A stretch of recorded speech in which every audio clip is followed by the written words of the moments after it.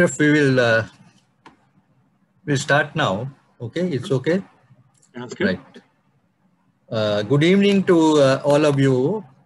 Let me welcome you this evening to our seminar, which we are having on the future of finance and accounting, the race for relevance in a digital world.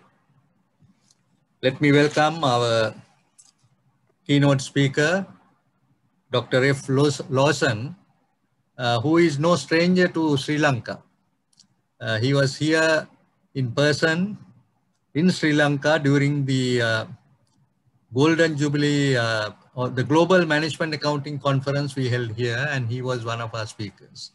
So today we are very pleased to welcome you, although you're far away. I know that it's early in the morning there, 7:30, 6 o'clock 6 p.m. in Sri Lanka, and give you a very, very warm welcome. Then we also have our Vice President, Mr. Hennayaka Bandara, who is also the Vice President of the South Asian Federation of Accountants, who's here with us, our council members. Then we also have a number of our participants from our SAFA countries, Nepal, Bangladesh, India, Pakistan, I think, I don't know, the Maldives, also we have Afghanistan. So number of them who have accepted our invitation and come here, our own members and ladies and gentlemen. So as I told you, today we are having our event with IMA. IMA is really the Institute of Management Accountants in USA. Now this is, I must thank the President and CEO, Mr. Jeffrey Thompson. He's been a very, very close associate of us, and he really agreed to nominate Dr. F to come and speak to us this evening. So we must thank Mr. Jeff Thompson, the President and CEO. And as you know, IMA is celebrated its centenary in 2019. So we are very happy that we are today having our conference with one of the more reputed, established and recognized management accounting bodies in the world. So we are indeed very pleased and happy to welcome our keynote speaker and also to be associated with them this evening. So IMA, as I told you, is also very well recognized in the management accounting field and also in the business area. And today we will listen about the digital area. Because one of the things that I have seen is that they have really adjusted and maybe the syllabus in order to bring in the new competencies, both the digital area as well as the skills and competencies that are required to make a proper and full management accountants.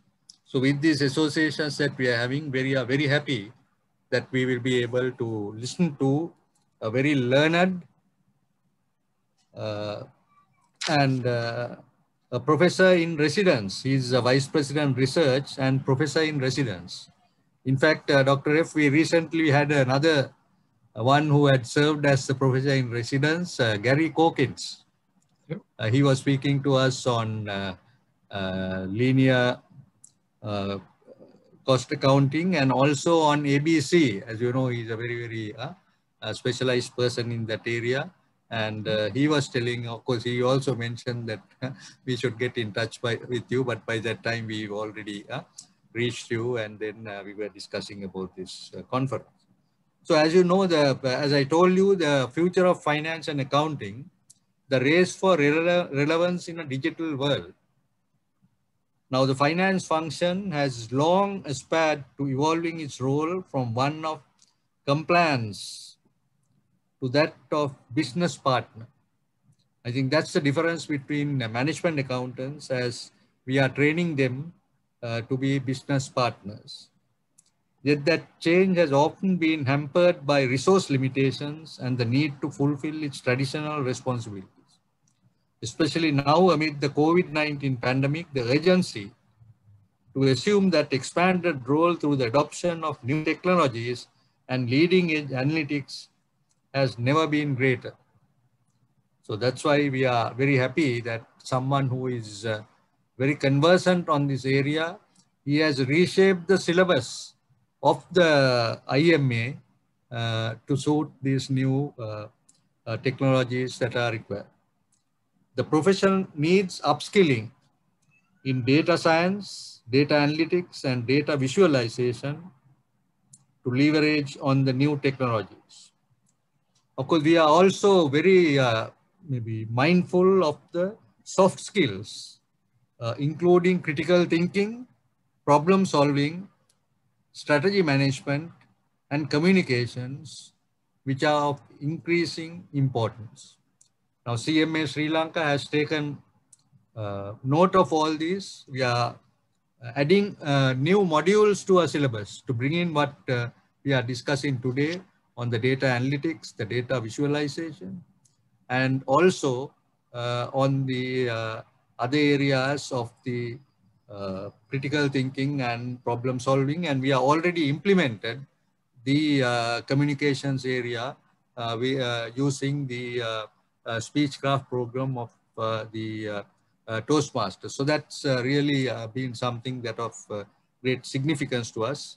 And I must also say that Ref Lawson was granted the fellowship of the CMA at that Global Management Accounting Conference. So I was happy that you had put that as FCMA Sri Lanka. So I think we are very happy that we have someone in USA and also at IMA using our qualification. And of course, you are a CMA of US with your own body, and the CPA, CFA, and with very many other qualifications, and as a Vice President Research and Policy and Professor in residence. So we are very happy, and we have a very, very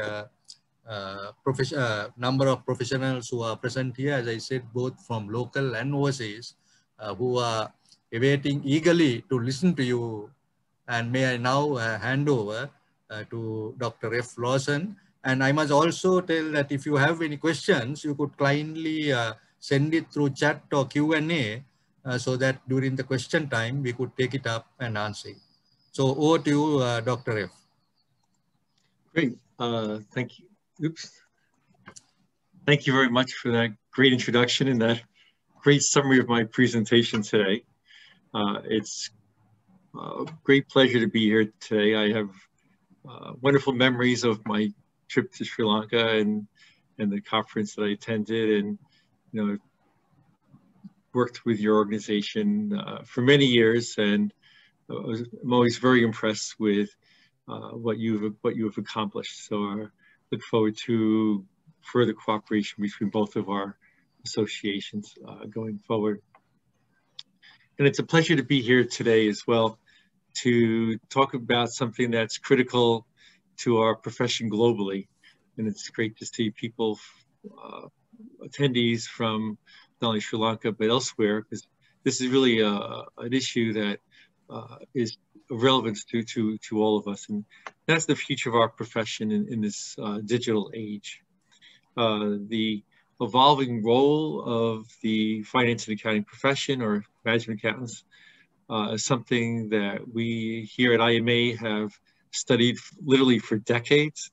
But the digital revolution that we're undergoing right now and the COVID-19 pandemic has really accelerated the pace of change in our profession.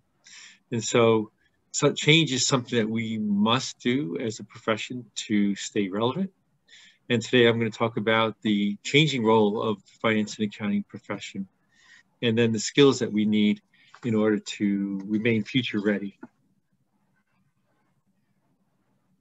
So these are the key messages that I'll have today. One is that new technologies like RPA, which robotic process automation, process mining, blockchain, artificial intelligence are rapidly advancing.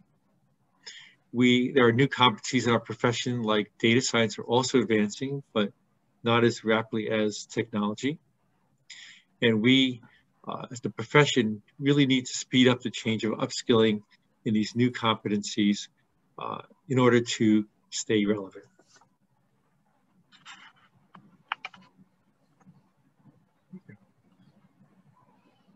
So just as by way of background, in the past, what has been the role of the accounting and finance function? Well, traditionally, we've concentrated on financial reporting, including largely perhaps external financial reporting, compliance, value stewardship. We were charged with compiling and reporting financial information, ensuring that companies were complying with their policies, with safeguarding organizational assets. We have perhaps the reputation of being the compliance cop in organization and had little input into our organization's strategic management processes. But things are changing.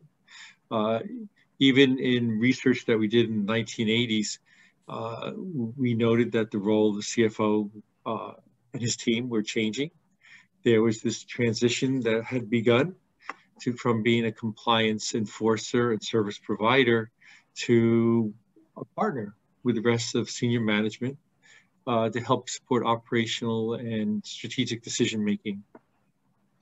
So we are spending more time engaged in higher value-added activities, including enterprise risk management, corporate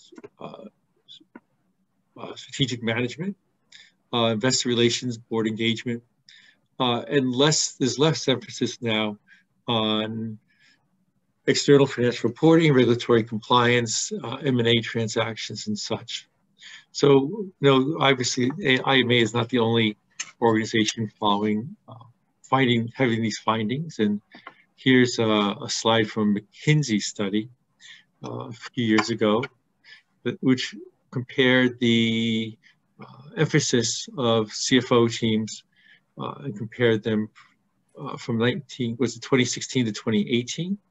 We see a dramatic increase in emphasis on finance teams' engagement in corporate strategy, as well as investor relations and board engagement, so high-level interaction, which is consistent with greater engagement in corporate strategy, less emphasis on regulatory compliance. But this is not to say that our traditional responsibilities are gone. They're not. We still have to worry about accurate financial statements, compliance with corporate policies, and all of our stewardship responsibilities. But today's CFO team needs to cover not only those responsibilities, but a whole new set of emerging responsibilities, including digital transformation, risk management, as I mentioned, investor relations, cybersecurity. It's a huge issue in our profession today, audit, and of course, IT. So we see an increasingly challenging set of responsibilities for the CFO and his team. So what we see, though, is that the pace of change has been slow. And this is a slide that we had done from a study we had done with ACCA a number of years ago, where we asked CFOs where they spent their time in these four areas of strategy, support, FP&A, finance efficiency, and stewardship and control. And the results of the study included that most of the CFOs were spending the preponderance of their time on financial planning and analysis currently at the time of study, but they aspired to reduce that amount of time spent on that responsibility and spend more time on strategy support. So in other words, they wanted to move to higher value adding activities. So why was there this gap between what they were doing and where they aspired to be? And there are a couple of reasons for that. One is a lack of resources, and I think probably all the practitioners on this call can feel that pain. That'll be a pain point for them. And this is a slide from a study by Gartner last year. They're calling this evolution of the finance function a move from governance to guidance. A similar thought is what we've all found, from policy, a change from policy enforcer and service provider to be engaged in operational decision-making, enterprise decision support. But the interesting thing that they found is that these two lines at the bottom of this figure, where you would think, based on what we've just talked about, that the budget of the finance function would grow with these increasing responsibilities. And studies that we've done in this Gartner study have found that the actual finance budget for finance has largely remained unchanged, and in many cases is shrinking. Finance is required to be more effective, despite with a reduced budget, or say the same budget, despite increasing responsibilities. And another reason for this slow pace of change in the role of the CFO and his team is that the processes in accounting are still significantly manual. And this is a figure from a study we did this past year with Deloitte, where we asked the respondents of our survey, how automated are your company's accounting processes? And we see that 42.9, around 43% of the respondents said that their processes still require considerable manual effort. Now, by that, we meant 50 to 75% automated. Not automated, actually. We also found around 33% had processes that were largely manual, which were less than 50% automated. So in total, we see that 76% of organizations had processes that were largely or considerably manual.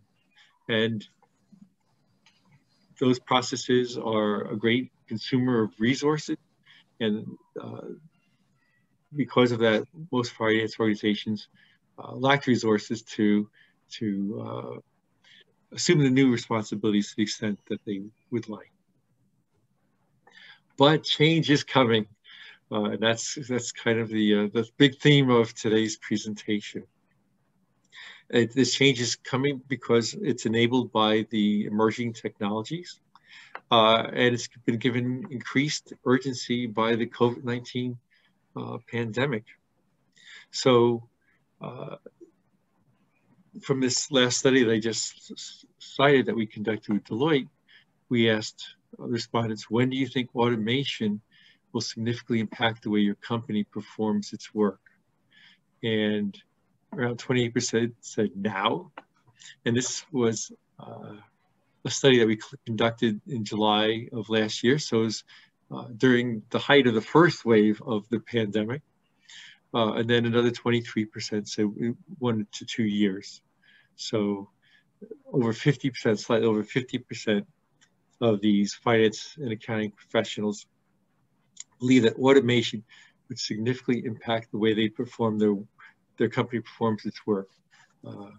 Again, within 2 years. And again, this study is almost a year old now. So we can see that this technology is rapidly changing the way we perform our companies perform their work.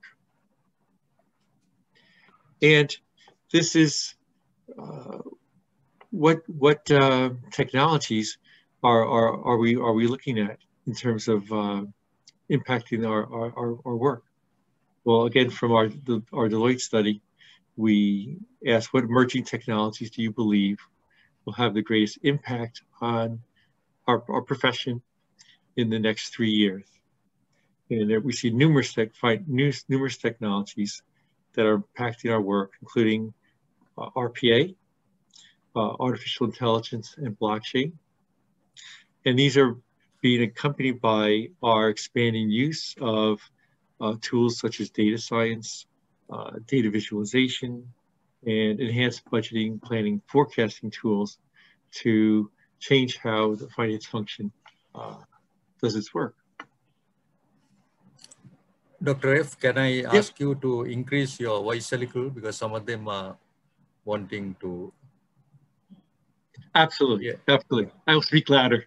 So sure. Thank you for that. So what functions in finance will be most impacted by the technological transformation of our profession? Generally, it's those functions that are routine and repetitive, or have large routine and repetitive components. Financial reporting, 59% of respondents said that function would be affected. General ledger and close accounting, another 59%. Operational accounting, 57%. Even something like financial planning analysis, 54%. A majority of companies think that technology will affect that function in their company. Controls and compliance, 52%, and treasury, 40%. So if we think about how much of our staff in our finance functions are employed in these areas, we see that there'll be a tremendous impact on our profession. And of course, as I mentioned before, the technological transformation has just been accelerated by the impact of COVID-19. It's impacted our lives, impacted our livelihoods. As of this past January, there were more than 1.9 million people that had died from it globally. There's been more than 90 million cases confirmed globally as well. In the U.S. here, our GDP plummeted. It has, with the impact of COVID-19, it is rebounding, but it's still below pre-pandemic levels, and that's true for economies typically around the world. I mean, it's impacted Sri Lanka economy as well, obviously as well, and raised other issues, the public health crisis, and political and social issues as well. And so the pandemic has accelerated how we're doing work. It's accelerated working from home, remote work. It's accelerated e-commerce, automation, and we're going to enter an age of being the new normal, where many workers that will need to switch their occupation or upskill. So in our study we did with ACCA last year, we asked CFOs, has the COVID-19 pandemic changed your ideas about the evolution of the role of the CFO? And the answer is yes. And so the COVID-19 pandemic hasn't affected just how businesses conduct their operations, but the role of the CFO within those organizations. So in this study, 7% of the CFOs said it had changed completely. The pandemic has changed their view of the CFO completely. 21% changed significantly, and 31% that had changed to some extent. So again, a majority of the CFOs in our survey, in our study, indicated that the COVID-19 pandemic had changed their role, significantly changed their conception of the role of the CFO.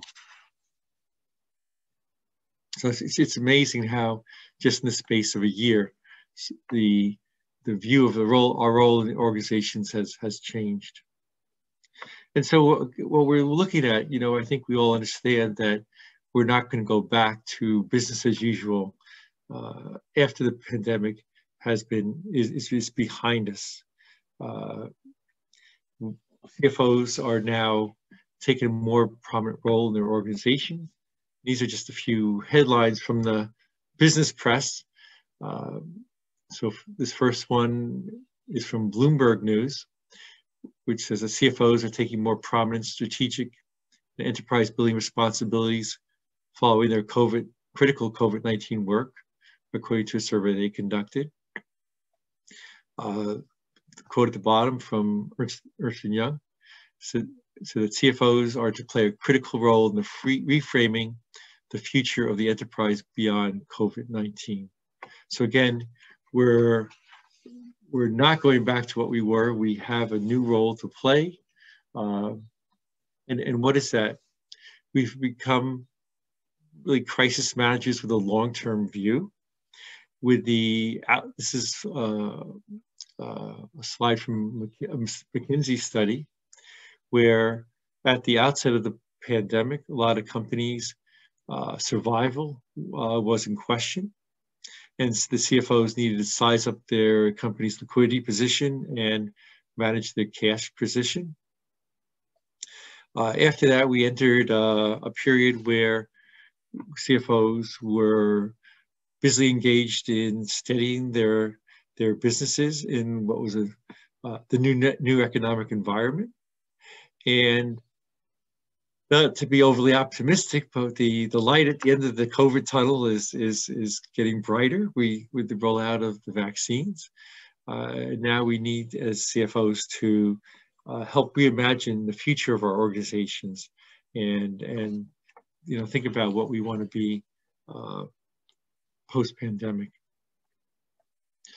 We do that post-pandemic period is not too far in the future, fortunately.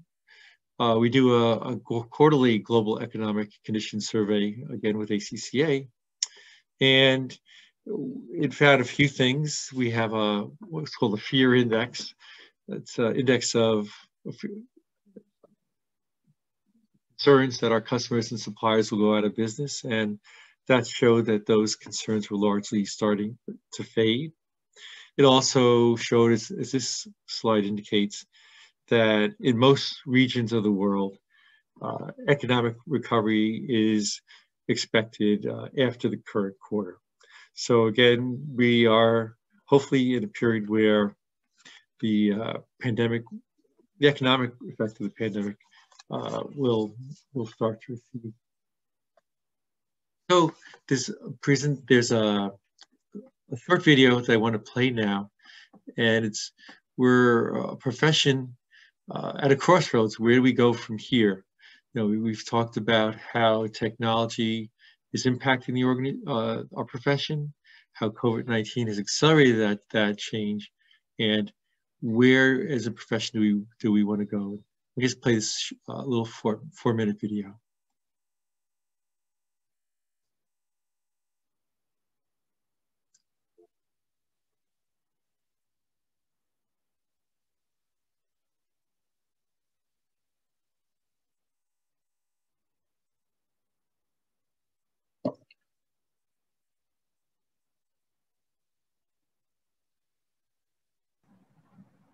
It's not coming up.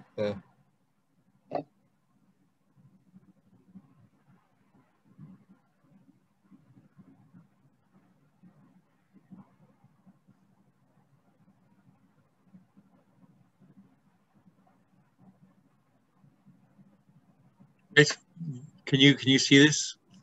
No, it's not working, Yeah, you know what? I probably have to share a different app or different. So let me do that.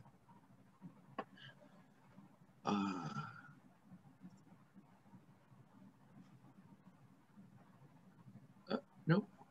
Stop share. Technology is a great thing when it works. 1 second.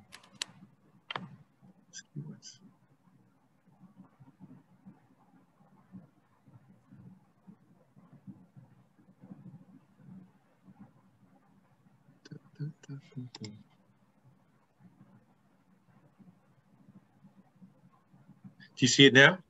Yeah, yeah. Great.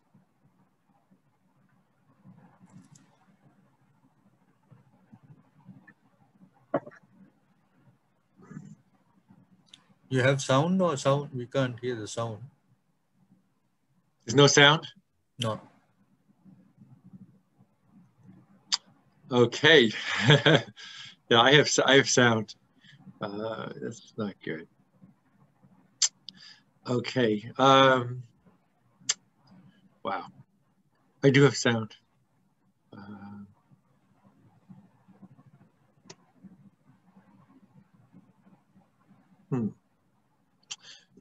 I think I may have to skip the video then, because I do have sound. You can play it without sound if you think it is okay.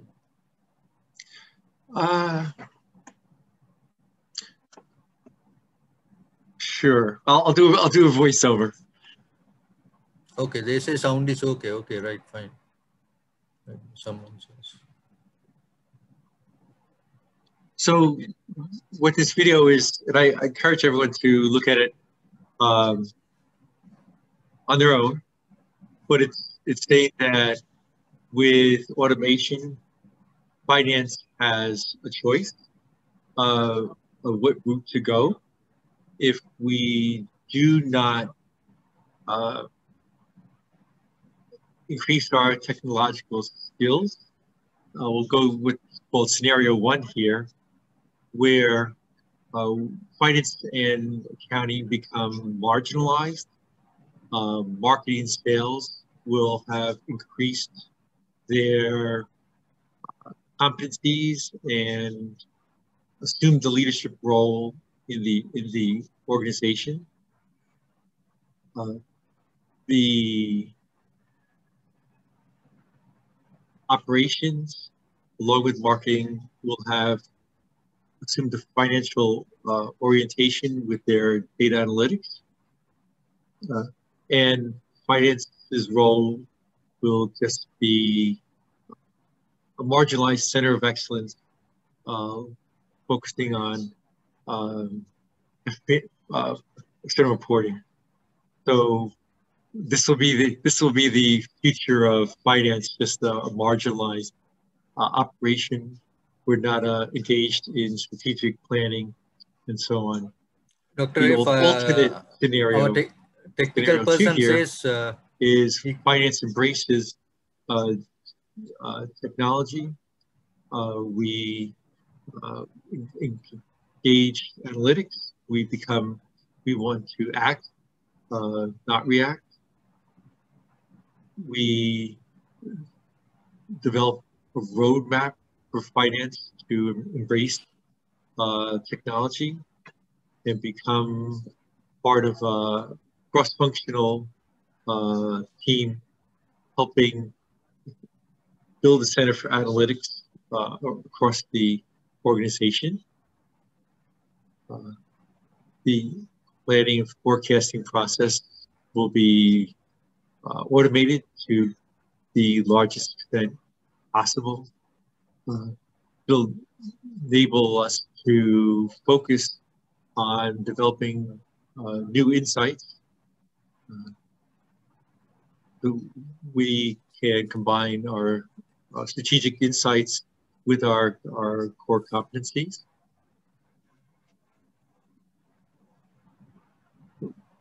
Finance will focus on cross-functional interdisciplinary issues. And we will have automated all the standard processes, which will again free us up to engage in answering the bigger questions for our organizations. The finance will be appreciated then as a business partner. And it's time now for finance to define its future. So,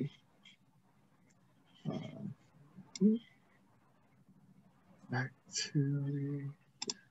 That was your voice, isn't it? You were speaking. Oh, sorry. Right. Oh, that was my voice. I mean, that was me speaking.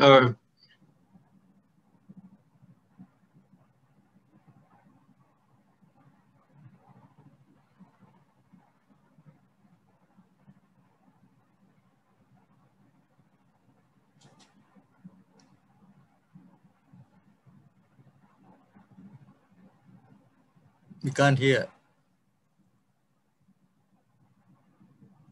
Oh, okay, hold on.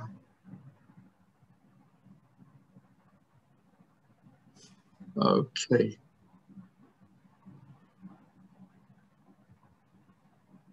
Let me, go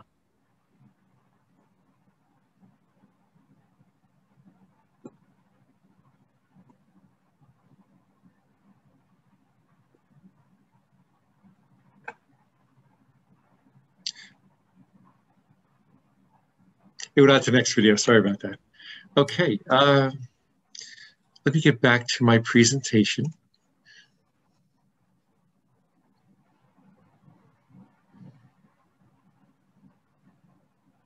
Okay, so again, I encourage you to go to YouTube where that Deloitte video is available.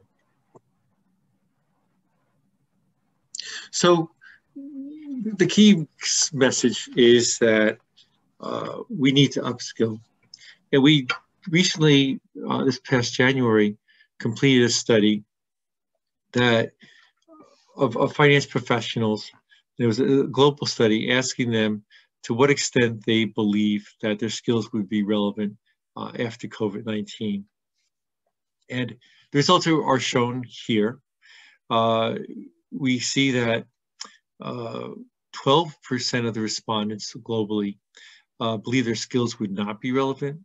Another 10% were unsure, so nearly a quarter of all finance and accounting professionals are not confident that their skills are going to be relevant after the COVID pandemic has passed. And the results varied by country, but what might be of interest to those attending today is that this belief, this uncertainty regarding the relevance of the skills we possess as professional was greatest in India, which was one of the 5 countries that we surveyed. And there, 15% believe that their skills would not be relevant. Another 16% were not sure. So a total of 31% of the Indian respondents were not sure or that their skills would be relevant after the COVID pandemic. Well, I think we've established that a lot of us need to upskill because of the technological change and its acceleration because of the pandemic. What skills do we need as finance and accounting professionals? So as our profession is transforming, from a study that we did with Deloitte that I've mentioned before, the most needed skill will be critical thinking and problem solving. Next will be strong technological skills, understanding new technologies like ERP, RPA, and so on. We don't have to be an expert in all of these technologies, but we need to understand when their use is appropriate and work with experts on implementing those in the finance function. But also important will be people skills, and I'll talk about that a little more later.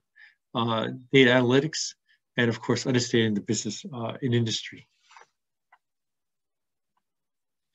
the key message is that everyone in our profession needs to pivot to greater competency in technology. Those who are under 21, they're digital natives. A lot of technology that they're almost born with, and they can pursue dual degrees, perhaps, or take electives in data analytics and technology.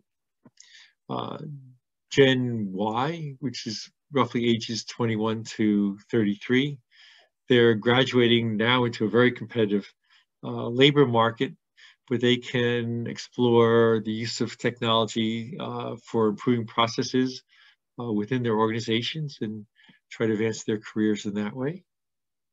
Gen X, which is those ages 34 to 53, perhaps maybe occupy middle management roles, can find that by enhancing their technological skills, it'll help them move up within their organizations, or if they're independent contractors, it may help them with freelancing work. And then finally, the baby boomers, which are those age 54 and up, perhaps they're in executive leadership roles, but they need to have enhanced technological skills so they can really help lead the digital transformation efforts in their organizations. And this evolving role of finance and accounting that we've talked about, becoming a strategic business partner in our organizations, will require that we work cross-functionally with a new set of collaborators that perhaps we haven't worked with in the past. So data scientists and statisticians and data security professionals and roboticists and the other roles here. And as I mentioned before, we don't need to master all of these technologies personally, but we need to understand them.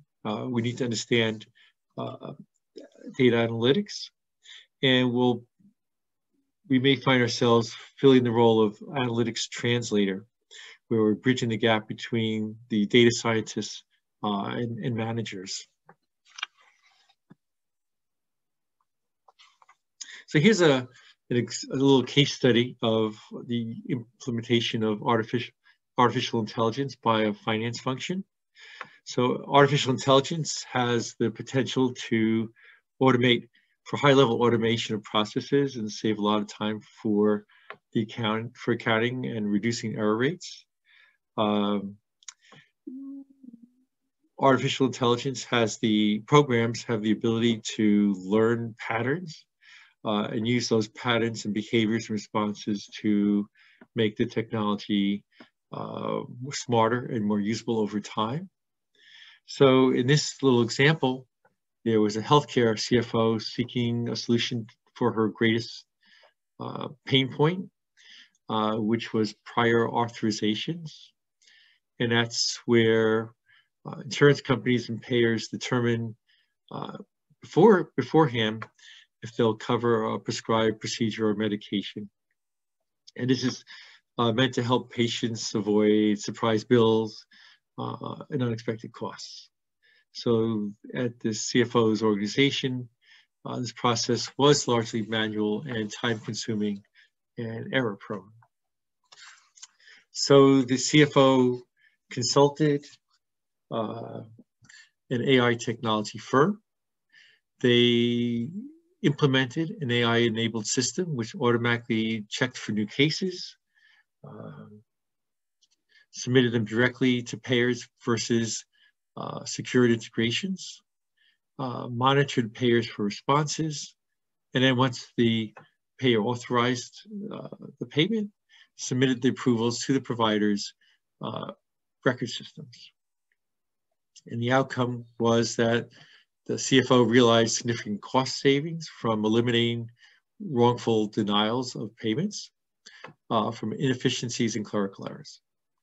The new system included real-time analytics as well, and machine learning models that created valuable intelligence, which allowed the CFO and her team to focus on patient care instead of administrative burdens.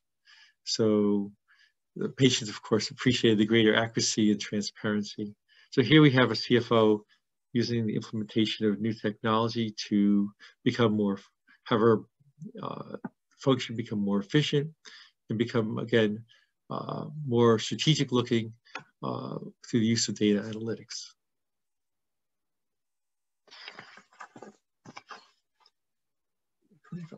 Good. So their technology is enabling, as we just looked at, increased use of data analytics. Data analytics is nothing new. In 2007, Tom Davenport published his book, Competing on Analytics. But it has taken, has advanced considerably since then. And the whole field of analytics is undergoing its own evolution. It's progressed from descriptive analytics to diagnostic analytics to predictive and now prescriptive analytics. So descriptive analytics tells us what's happened. Diagnostic analytics tells us why it's happened. Predictive analytics uses tools like statistical analysis, data modeling, real-time input, and so on to detect trends, so what will happen. And prescriptive analytics tells us how should we respond. So it ranks trade-offs of different courses of action using tools like scenario analysis and optimization algorithms to tell us what we should do. So the use of analytics is nothing new for us as management accountants. We're already doing data analytics, but our traditional analytics, like profitability analytics, cash flow analysis, return on assets or investment, really tell a limited story. Right? We've done descriptive analytics by preparing the financial statements, for example, diagnostic analytics by doing variance analysis, for example, but we really need to augment the data analytics that we use. We can use predictive analytics, again, like statistic analysis, data modeling, etc., to detect trends for forecasting when we do our financial planning and analysis. And by evolving to the use of prescriptive analytical tools, we can help our organizations plan their futures better.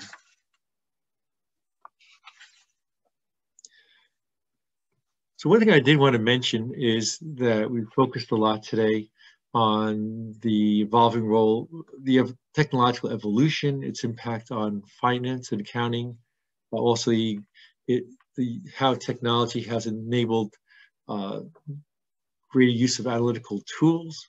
But these come, we need other competencies as well. And one of those is ethics. In our competency framework, professional ethics is one of the basic domains. And it will remain so even in this technological, new technological age. The adoption of new technology and the use of data analytics is raising new ethical questions that we as management accountants will need to address. And this is a great quote, that we need to remember that technology is not neutral. It has values embedded in its design and implementation. Seemingly innocuous design choices can have a resounding impact on people's lives. And so there are ethical challenges, for example, with artificial intelligence. The adoption of artificial intelligence poses both macro societal challenges and micro functional risks and challenges as well. So some of these big issues include maybe the dehumanization of business processes, the increase of wealth inequality. But we as management accountants can have a role in formulating and implementing our organization's artificial intelligence strategy and be sensitive and aware of these ethical challenges and help address them. And another big ethical challenge in this new age is data bias. This data bias has several definitions, and its common usages, they're all negative, but bias can lead perhaps to only desired outcome. There's inherent risks in both our unconscious and conscious use biases in the use of data. And again, we can help ensure that the information systems of our organizations are designed to minimize these data bias risks. So this is the call to action. My last slide here. Will you as an individual, as a professional, and will you as your organization grow in relevance to the profession, as in that second scenario in that video, or will you become increasingly less and less relevant to your organization? And there's a role for all of us to play. As individuals, we need to adopt and adapt to the skills that we will need to remain relevant. Again, these include numerous technologies, as well as data analytics and strategic management. We want to, again, become strategic business partners with the rest of the senior management team. But we also need to increase our communication skills, our critical thinking skills, and so on. For academia, for academics, there's a huge challenge in better aligning what is taught in schools with what today's accountants do. You know, as IMA's professor in residence, I talk with many academics all around the world, and they're struggling to update their curriculum, which many cases is not aligned. It does not reflect the with practice. It does not reflect the impact of technology, and they're struggling to do so, and that's, you know, a big challenge that's ongoing. For companies, there needs to be a tone at the top for embracing data analytics as science of winning in this competitive age. And, you know, like any change initiative, it will not be successful unless there is the right tone at the top. It can't be lower level managers that say we need to employ better data analytics and adopt new technologies to compete. Again, it needs to be an organization-wide initiative. And then for accounting associations such as IMA and ICMA Sri Lanka, we need to be part of the solution. And I know we are, these are two organizations. We need to make our members in the broader profession aware of the skills that we need to remain relevant and to advance the profession, and to provide resources to our members that they can use to upskill. You know, at IMA we have a whole host of resources that we provide to our members, and I'm sure ICMA Sri Lanka does as well. So we're entering this post-pandemic world, and we all need to make sure that we have the competencies that we need to succeed. So having said that, willing to answer any questions that you might have on this presentation, and my email address is on this slide, and you're welcome to contact me afterwards for any other questions you might have. Thank you. Thank you very much, Dr. F, for that very detailed illustrations and also the presentations you have given us. I think what I would request everyone is that if you have any questions, to kindly either send it through chat or the Q&A, so that then we can take it up. Now, one of the questions that are there is really relating to the accounting profession itself. I think that was mentioned in the last point that you gave. I know that you have also been involved with the doing the syllabus and the criteria for the IMA syllabus, and I've seen some of your articles also.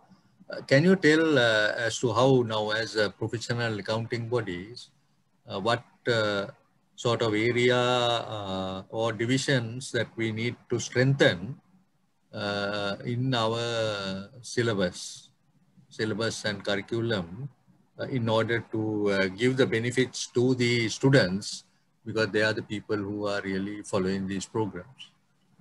Sure. And I was part of the team that put together IMA's competency framework originally, and then part of the team that helped that revised our competency framework. And it was interesting that in the space of 3 or 4 years, how the competencies that were covered in our framework and therefore on our certification exam changed. And a big change was the inclusion, as I mentioned today in this presentation, the much greater coverage of technology and data analytics. So data analytics had just been a little sub area of our framework initially, and now it's a whole domain. It's a greatly increasing area of importance for accounting professionals, management accounting professionals. And as I mentioned in the presentation, the increased use of technology is going to free up accounting professionals to be part of strategic management team. So strategy is also of greatly increasing importance. So when you think about where we spend our time, a lot of it is in lower value added activities, transaction process reporting.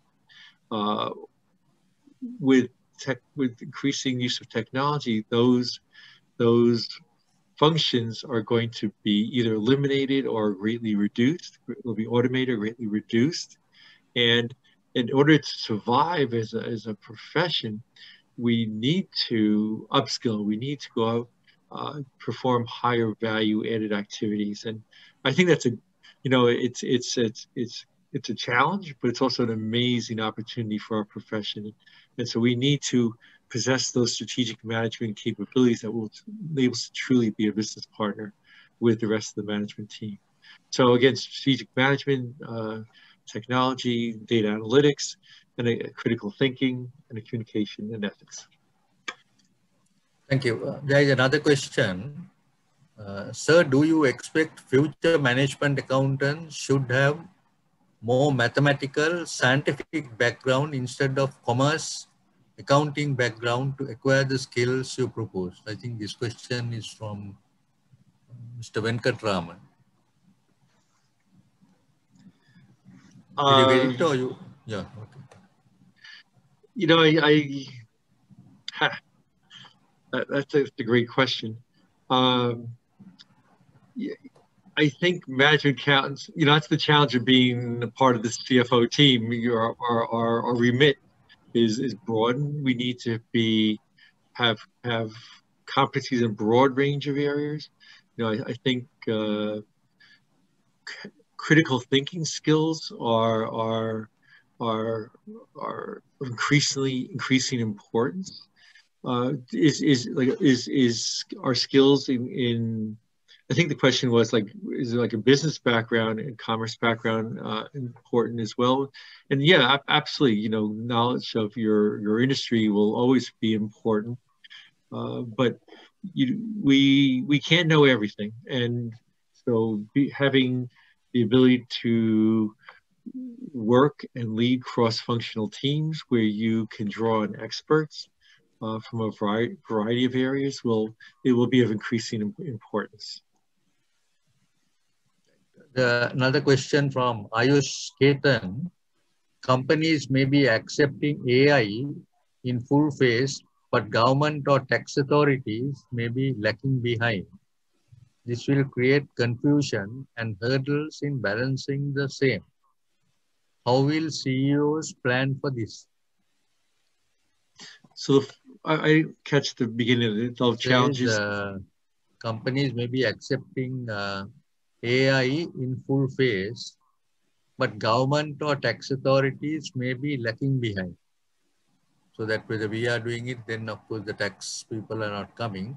This will create confusion and hurdles in balancing the same. How will CEOs plan for this? Okay, so I'm not sure. I think it's referring to artificial intelligence, and so yes, unfortunately, you know, the public sector may lag in adoption of new technologies, and you know, I can answer this question on two levels. One is it's incumbent upon companies and to encourage the public sector to become more efficient. They have the same resource challenges that the private sector had, but their failure to adopt new technology should not prevent or slow down the private sector from adopting these technologies, because there's just so much efficiency that companies can achieve by adopting these technologies. And you know, it's almost a race for survival. And if you lag in adoption of technology, you may lose to an organization that is more aggressive in doing so. Right. Thank you. I think those are the only questions that are there. So I will now invite our Vice President, Mr. Hennayaka Bandara, to propose the vote of thanks. Ref, if you can kindly, okay, fine, thank you. Thank you, Professor. Ladies and gentlemen, on behalf of CMA, I am pleased to propose this vote of thanks after successful and timely important webinar conducted by Dr. F, Vice President of Research and Policy at IMA. Being an award-winning author, global speaker, and media contributor in the areas of performance management, sustainability, business ethics, corporate governance, and more importantly, accounting education, Dr. F made a very insightful presentation, sharing his experiences to educate us on the subject of the race for relevance in a digital world. I'm confident that the guidance provided by him would have benefited to all of you to further enhance your knowledge and skills. Thank you, Dr. F, for accepting our invitation and sharing your knowledge and expertise with our members and other participants. Let me also thank our President, Professor Lakshmana Vattavalan, for the leadership and guidance provided to organize this webinar under the CPD program to improve the skills of our members and others. I also would like to thank all our members of SAFA member bodies, and others for your valued participation, and the CMA team for the support extended to conduct this seminar. Thank you all. Have a wonderful evening. Thank you, Mr. Hinnaka Bandara. Thank you, Dr. F. Lawson. I think we must pay our thanks to your President and CEO, Mr.